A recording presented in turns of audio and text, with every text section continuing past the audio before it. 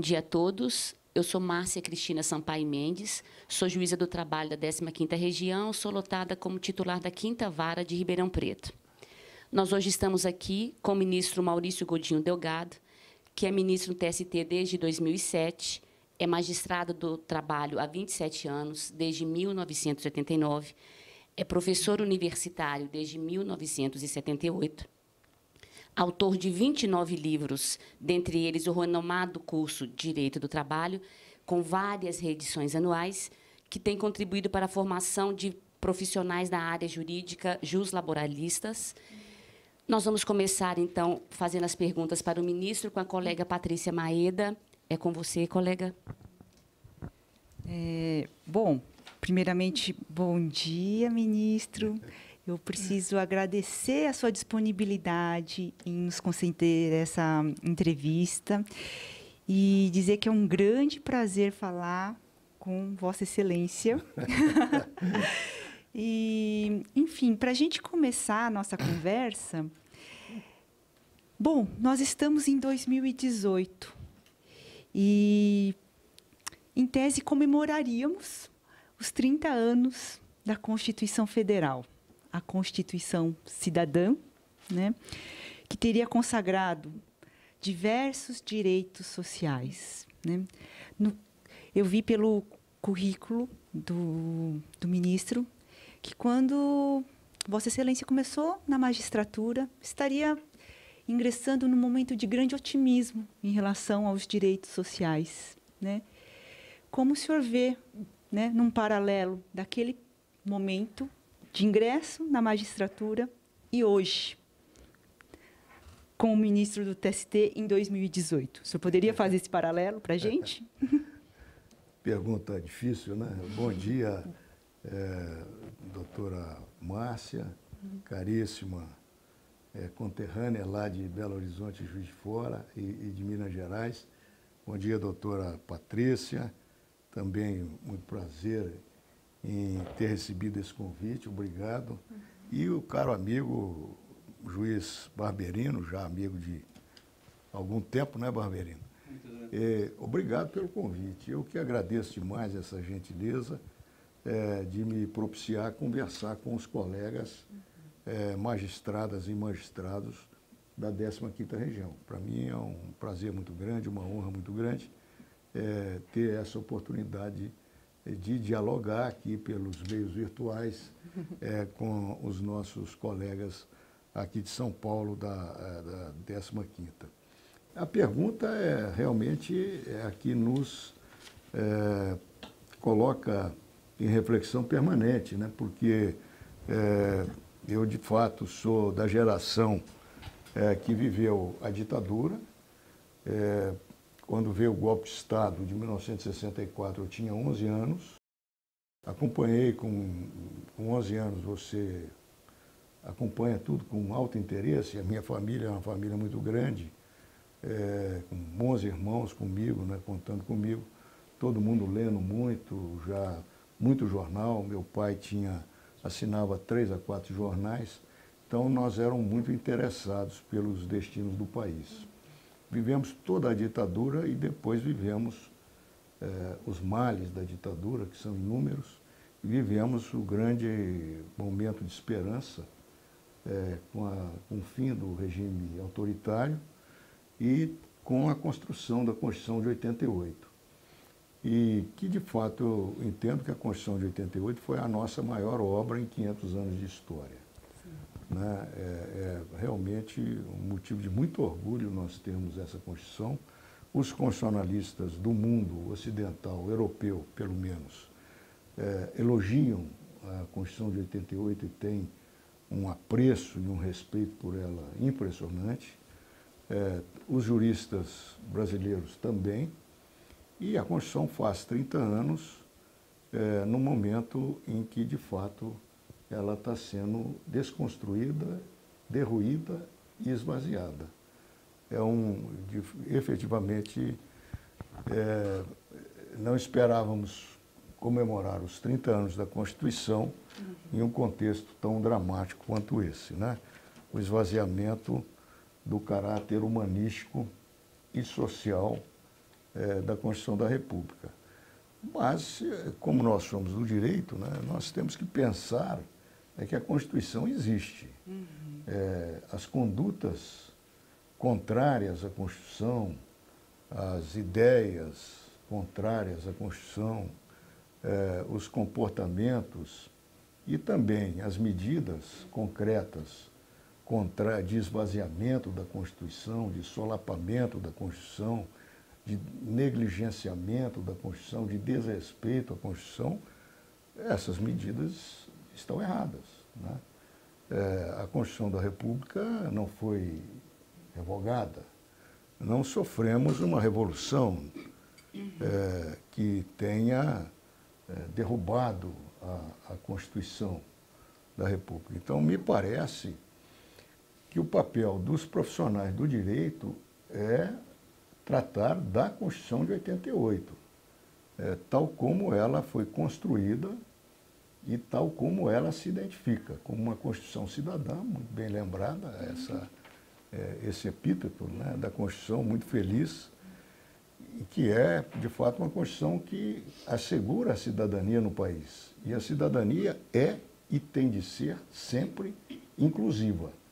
Essas medidas de exclusão, de apartamento, de segregação, são medidas que, obviamente, não espelham o espírito constitucional.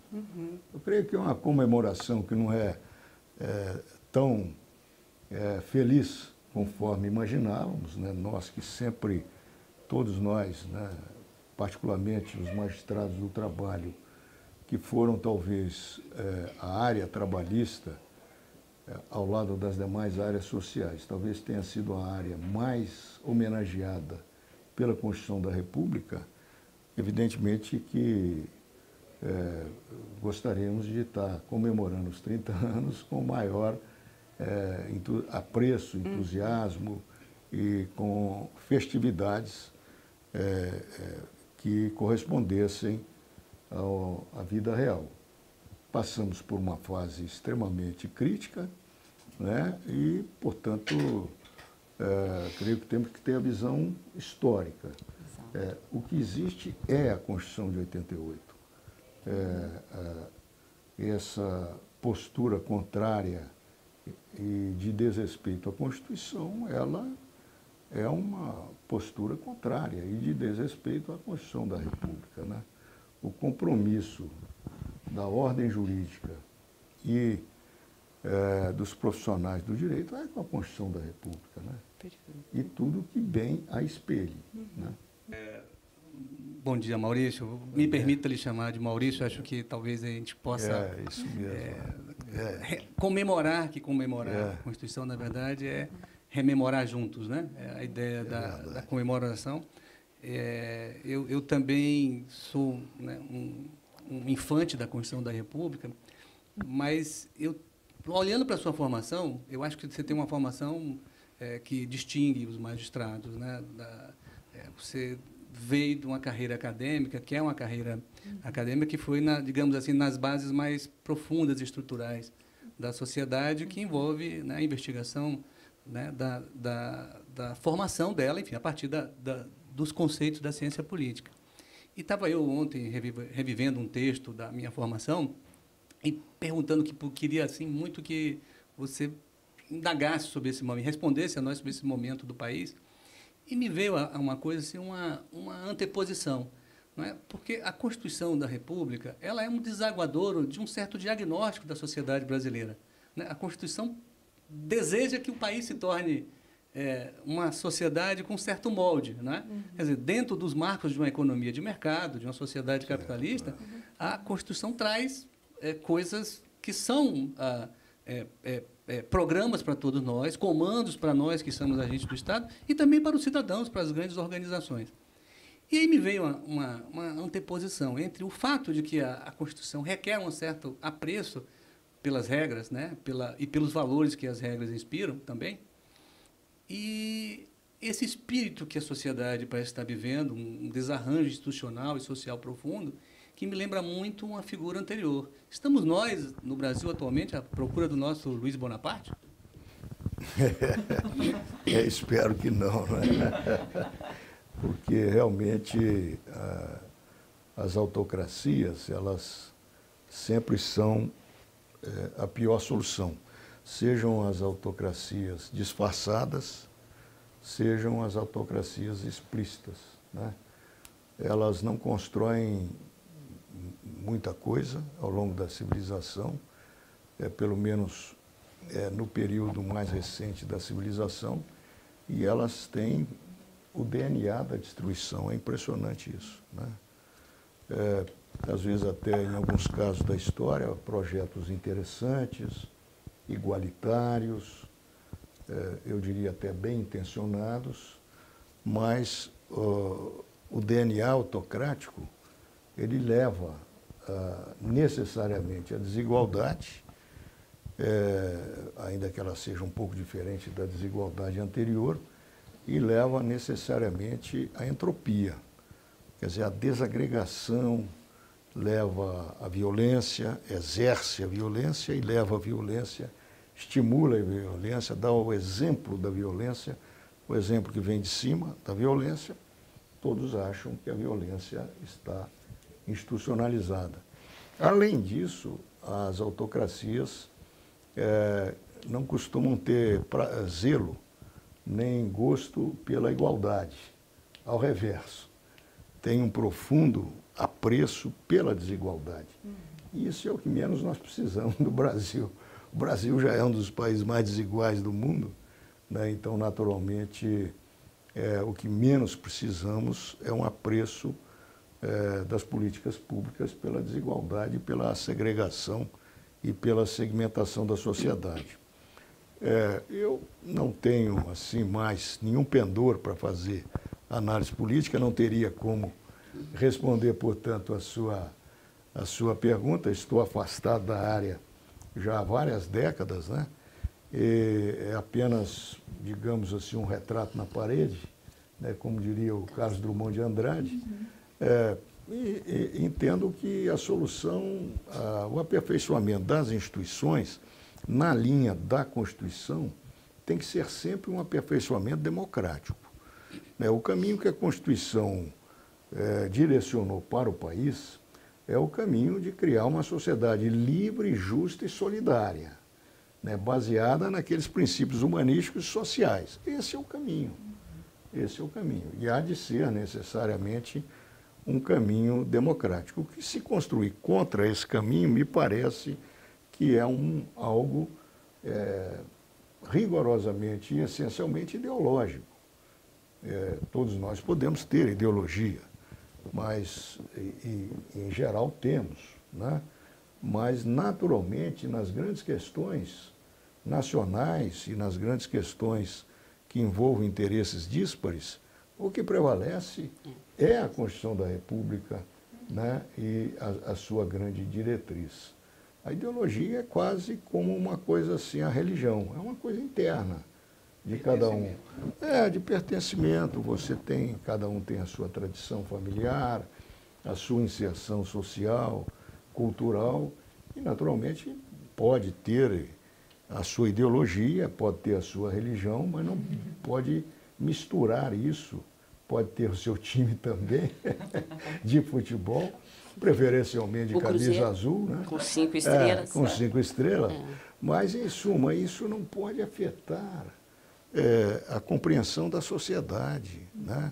Há uma dimensão que é estritamente individual, que ela é importante, naturalmente, mas quando nós falamos da Constituição, nós estamos falando de uma dimensão macro, uma dimensão mais ampla. Então, eu creio que os caminhos estão na Constituição, basta cumprir a Constituição. O que realmente me parece que não é uma boa diretriz é esse esvaziamento e esse solapamento da Constituição da República Federativa do Brasil. Este não é o melhor caminho, né? Ministro, na perspectiva dessa angústia que nós estamos aqui tratando, a resposta para os vários colegas que nos mandaram perguntas para essa nossa conversa de hoje, talvez passe pelo princípio do não retrocesso social, pelo princípio protetivo em evolução, lá do caput do artigo 7º, essa angústia que os colegas estão sentindo, a solução a ferramenta para a solução talvez fosse essa? Sem dúvida nenhuma. Eu creio que a Constituição nos dá todos os instrumentos para nós enfrentarmos os nossos desafios. Sabemos que os desafios são enormes, né? Eu acho que nunca vivemos uma quadra como essa, porque eu me lembro que no regime autoritário, eu já era desde antes da universidade, eu já era bastante focado na área trabalhista, na área da democracia, na área das questões sociais. Não me lembro, no regime autocrático, que durou cerca de 20 anos, termos, por exemplo, uma legislação que alterasse de maneira tão dramática as bases de um certo pacto de convivência social. É claro que no plano político, ideológico e no plano estritamente da representação política, a ditadura foi impiedosa, né? Inclusive colocou um artigo na Constituição, que era o artigo 185, que dizia que qualquer ato que fosse praticado com base no comando revolucionário era um ato que não podia ser sequer examinado pelo Poder Judiciário. Mas, de maneira geral, esses atos se circunscreviam à questão política e ideológica, né? E não atingiram de uma maneira dramática, por exemplo, o direito de seguridade social, o direito do trabalho, o direito de locações, onde as pessoas exercem o seu direito de moradia, né? Não houve uma mudança dramática. Houve alguns aspectos, né? Restringiu-se um pouco o poder normativo, nunca como hoje ele está restringido, nunca. Restringiu-se naturalmente, o direito de greve foi proibido, sem dúvida nenhuma, mas isso aí, o direito de greve no Brasil sempre foi cerceado até a Constituição de 88, a verdade é essa, nós sabemos que não chegou a ser uma novidade do regime militar. Infelizmente, é uma continuidade de uma prática equivocada e antidemocrática. Então, na verdade, o contexto atual é um contexto realmente de desafios muito grandes. Mas as respostas estão na Constituição da República, ou pelo menos uma das principais respostas, não a única, porque também me parece que a matriz internacional ratificada pelo Estado brasileiro ao longo das várias décadas, ela é também uma diretriz civilizatória muito importante para os profissionais da área do direito. E nessa matriz constitucional e internacional imperativa no país, nós temos vários princípios que são princípios cardeais. Esse princípio que me parece absolutamente claro na Constituição da República, no artigo 5º, parágrafo 2º da Constituição da República, que é o princípio da vedação do retrocesso social, porque lá está dito que são válidas normas internacionais que sejam mais favoráveis do que aquilo que a Constituição prevê ou que sejam compatíveis e harmônicas com o regime construído pela Constituição, que é o regime do Estado Democrático de Direito. Então, isso realmente veda a inserção de uma pletora de normas que se direcionam à piora das condições de vida e trabalho. Vamos entender que o princípio da vedação do retrocesso social, é claro, ele não é um princípio radical. Você pode ter mudanças pontuais, como é óbvio, na legislação, adequações na legislação. Isso não há como se negar que o direito é sempre um direito vivo. O que se está dizendo é que a Constituição criou um patamar civilizatório mínimo, instigou a essa criação e nas últimas décadas a legislação infraconstitucional no país foi muito aperfeiçoada. O país ratificou várias convenções da OIT extremamente importantes e civilizatórias. Tudo isso é o projeto e a matriz constitucional, né? Então, efetivamente, mudanças pontuais são válidas, mas mudança de tamanha monta realmente tem uma dificuldade de compatibilização com esses princípios constitucionais, né? Todos nós, toda a civilização, ele tem de vir sempre combinado, harmonizado com o princípio da igualdade. Porque se não houver pelo menos uma igualdade mínima, não vai tornar todos iguais. Isso é impossível. Todos nós somos